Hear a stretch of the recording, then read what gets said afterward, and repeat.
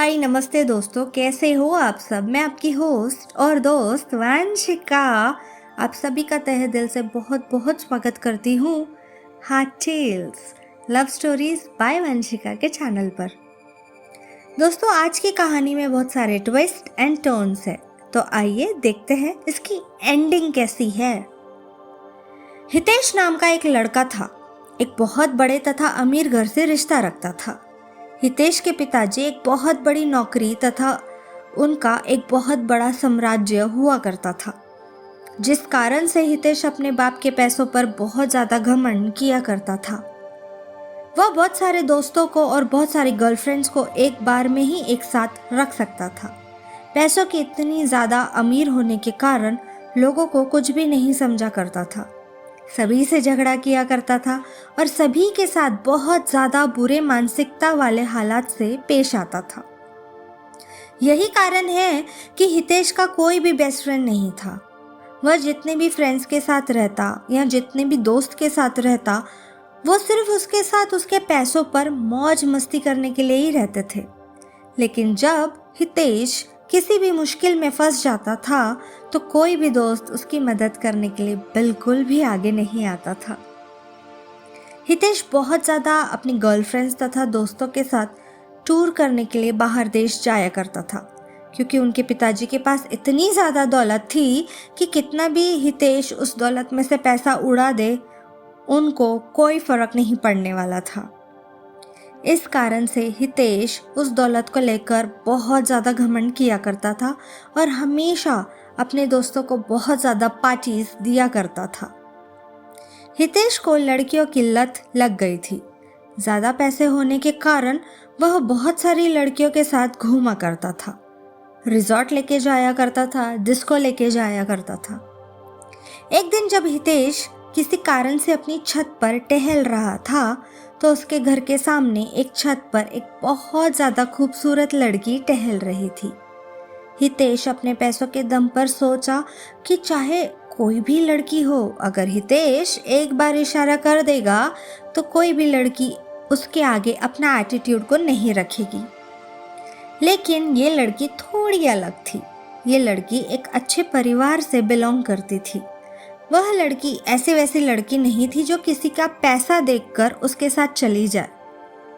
उस लड़की को फंसाने के लिए हितेश बहुत तरह से उसको लालच देने का प्रयास करता रहा, लेकिन वो लड़की किसी की बात नहीं मान रही थी। वो किसी की बातों में नहीं आ रही थी।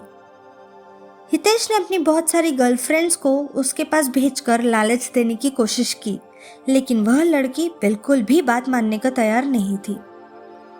हितेश लड़की के लिए मानो जैसे पागल होता जा रहा था, क्योंकि हितेश के अंदर इतना ज़्यादा एटीट्यूड था कि अगर वह लड़की ना कर रही थी तो उसे बहुत ज़्यादा गुस्सा आ रहा था। हितेश सोच रहा था, जिस कारण से भी वह लड़की मना कर रही है, मैं चाहूँ कितना भी पैसा दे दूँ, पर मैं उसको अपने साथ घुमाने के लिए मजबूर कर दूंगा। एक दिन वो लड़की किसी फ्रेंड को भेजता है उसके घर, लड़की के घर, और कहता है कि जाओ उस लड़की को लेकर आओ, बोलो कि जितना पैसा लेना है ले ले, जितना खाना है, जितना घूमना है, सब कुछ मेरे से ले ले, लेकिन मेरे साथ घूमने के लिए तैयार हो जाओ। बट कोई भी परिस्थिति में वो लड़की तैयार नहीं हो रही थी, वो राजी नहीं हो रही थी। ये बात सुनकर हितेश का गुस्सा बहुत ज़्यादा बढ़ रहा था। अब धीरे धीरे हितेश बिल्कुल भी बदलने लगा था। हितेश को उस लड़की के अलावा कोई भी लड़की नहीं दिखती थी। जितनी भी लड़की के साथ हितेश घूमा करता था, अब वह उन लड़कियों से बिल्कुल भी दूर हो चुका था। अब वह ज़्यादातर वक्त अपना घर में ही गुजारा करता था। जब वह लड़की अपनी छत पर आया करती थी तो हितेश भी अपनी छत पर से उस लड़की को निहारने का प्रयास करता था, उसे मनाने का प्रयास करता था। लेकिन शायद उस लड़की को हितेश के बारे में पूरी जानकारी हो गई थी। इसी कारण से वह लड़की हितेश के पास न जाने के लिए बहुत सारे बहाने बनाया करती थी। उस लड़की के पिताजी एक सरकारी विभाग में कार्य कर रहे थे, जिनका ट्रांसफ़र होने के बाद वह हितेश के घर के पास वाले अपार्टमेंट में रहने के लिए आए थे। वह लड़की दूर से आने के कारण उसका कोई दोस्त नहीं था।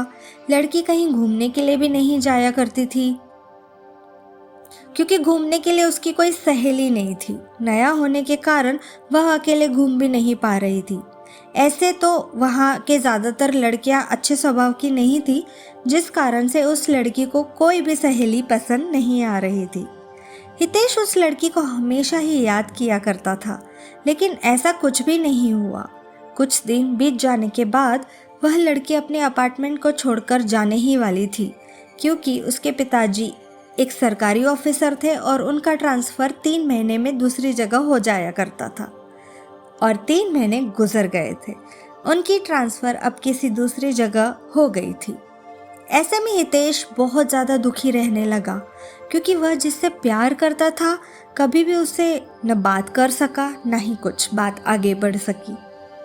जैसे ही इस बात की जानकारी हितेश को हुई, वो बहुत ज़्यादा दुखी हुआ और सोचने लगा कि मेरी क्या गलती है कि मुझे वो लड़की आज तक सही से देख भी नहीं रही।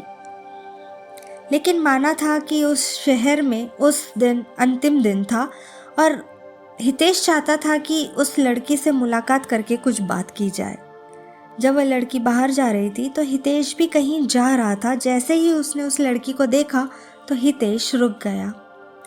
लड़की हितेश के पास जा पहुंची थी और हितेश को कह रही थी कि मुझे आपसे कुछ बात करनी है। वह लड़की हितेश को कहती है कि आपके अंदर पैसों का बहुत ज़्यादा घमंड है और आपने बहुत सारी लड़कियों की ज़िंदगी बर्बाद की है, जिस कारण से भगवान तुम्हें ये सज़ा दिया है कि कोई भी अच्छी लड़की तुम्हें मिलना तो दूर, तुमसे बात भी नहीं करेगी और ना ही तुम्हारी ओर देखेगी। ऐसा कहकर वह आगे बढ़ जाती है। हितेश मन ही मन अपने आप को कोसता रहता है। हितेश सोचता है कि जो मेरे पास इतने पैसे हैं और कोई अच्छी लड़की ही नहीं मिलेगी, मेरे पास इतने पैसों का तो क्या कर सकते हैं। यह बात बिल्कुल सच है दोस्तों। पैसा चाहे जितना भी हो, कितना भी हो जाए, मनुष्य को कभी भी अपने पैसों पर बिल्कुल भी घमंड नहीं करना चाहिए। पैसे चाहे जितने भी हो जाए, वह आपके कैरेक्टर को नहीं सुधार सकता है।